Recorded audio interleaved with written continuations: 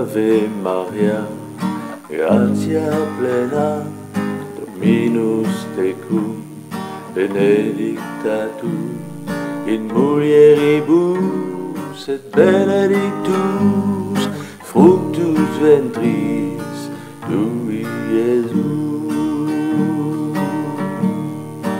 Alléluia, Alléluia, Alléluia, Alléluia. Sancta Maria, Mater Dei, ora pro nobis peccatoribus, nunc et in hora mortis nostre. O Ave Maria, gratia plena. Alléluia, Alléluia, Alléluia, Alléluia, Alléluia, Alléluia, Alléluia, Ave Maria.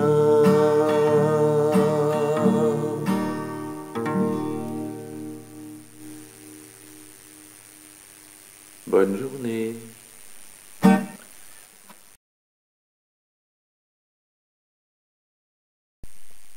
Au nom de l'amour du Père, de la paix du Fils et de la joie du Saint-Esprit, ainsi soit-il. Alors, chers amis, aujourd'hui, nous sommes le 22 juin et je vous invite, avant notre célébration, à méditer quelques petites citations que je vous offre ce matin. Alors on va commencer par Monseigneur Astley, qui disait « Pendant 3 siècles, l'Église a été persécutée et foulée aux pieds comme une esclave. Mais alors, les âmes étaient grandes, généreuses, pures, et aimante.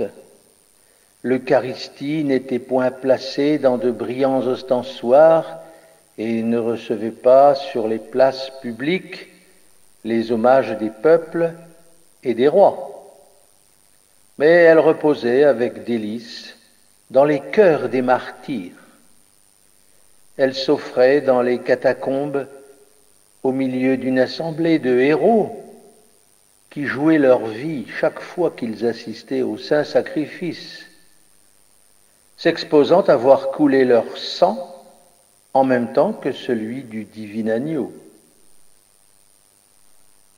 Alors si nous devons revenir à des temps semblables, à ces grands siècles de notre histoire, il faut que nous soyons dignes de nos ancêtres, les martyrs, et comme eux, nous puiserons dans la Sainte Eucharistie le courage qui nous rendra supérieurs aux épreuves et redoutables même aux puissances des ténèbres.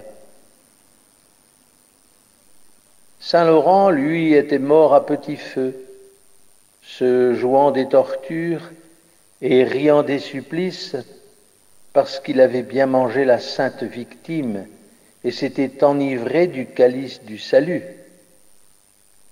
nous a raconté saint Augustin. En prenant les mêmes aliments sacrés avec une même foi, nous pouvons recevoir de Dieu un même courage et, s'il en était besoin, un même héroïsme. Alors je voudrais aussi ce matin citer saint Pierre Julien Aymar, qui disait « J'ai souvent réfléchi sur les remèdes à l'indifférence universelle qui s'empare de manière effrayante de tant de catholiques. Et je n'en trouve qu'un, c'est l'Eucharistie. Amen. »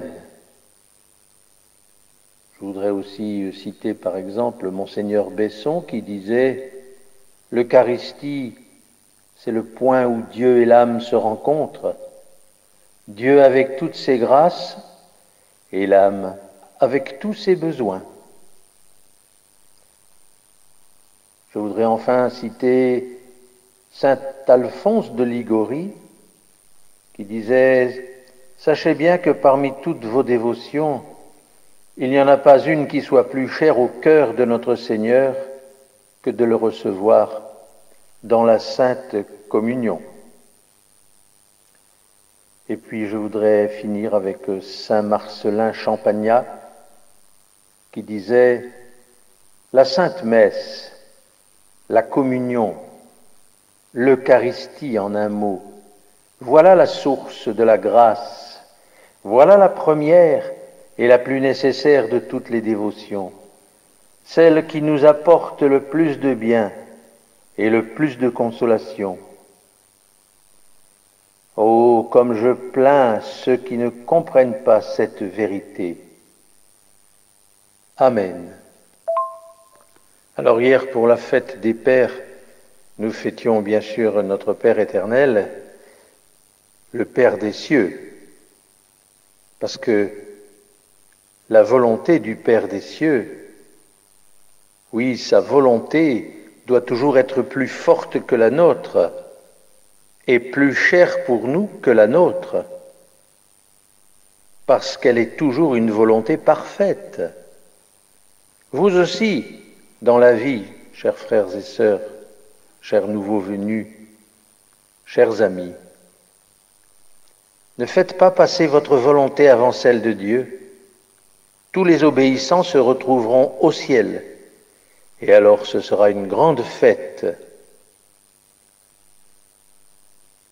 Notre Seigneur disait à un petit enfant, « Soyez bons, soyez travailleurs, pardonnez à ceux qui ne vous aiment pas, soyez reconnaissants à ceux qui vous font du bien. Pensez toujours ceci, quand celui qui vous rend service, Dieu est présent, et par conséquent, il accueille avec respect tout bienfait, sans y prétendre et sans dire « Oh, je resterai à rien faire, car il y a quelqu'un qui pense à moi », sans gâcher le secours obtenu. Travaillez, disait Jésus, car le travail est sain. Et vous, mon enfant, vous êtes le seul homme dans votre famille. Rappelez-vous qu'aider la mère, c'est l'honorer. Rappelez-vous que c'est un devoir de donner le bon exemple à vos petits frères et de veiller sur l'honneur de vos petites sœurs. Désirez avoir ce qu'il faut et travaillez pour l'avoir, mais n'enviez pas le riche et ne désirez pas les richesses pour jouir beaucoup. Rappelez-vous que votre maître vous a enseigné non seulement la parole de Dieu, mais l'amour du travail, l'humilité et le pardon. Alors soyez toujours bons et nous serons de nouveau ensemble un jour. Voilà donc que, même si nous sommes séparés, nous serons toujours unis si votre cœur continue de m'aimer. Vous savez ce qu'est l'amour pour moi et en quoi il consiste. Il consiste à faire ce que je vous ai enseigné, car celui qui fait ce que quelqu'un lui a enseigné montre qu'il a de l'estime, et l'estime, c'est toujours de l'amour pour cette personne. Faites donc ce que je vous ai enseigné par la parole et l'exemple, et faites ce que vous enseigneront mes disciples en mon nom.